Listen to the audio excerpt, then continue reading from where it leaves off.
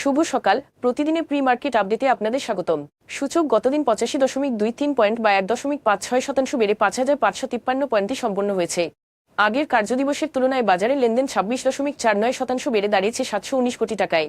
জানুয়ারিতে রাজস্ব আদায় গত বছরের তুলনায় মাত্র 3.2% বেড়েছে, যা সাম্প্রতিক মাসগুলোর মধ্যে সর্বনিম্ন প্রবৃদ্ধি। এটি বাণিজ্য প্রবাহের ওপর চাপ এবং সামগ্রিক অর্থনৈতিক কর্মকাণ্ডে ধীরগতির ইঙ্গিত দিচ্ছে। Bangladesh securities and exchange commission BSEC 2024 সালের জুন সমাপ্ত অর্থবছরের জন্য আলহাজ টেক্সটাইল মিলস লিমিটেডের প্রস্তাবিত 35% স্টক ডিভিডেন্ড প্রত্যাখ্যান করেছে।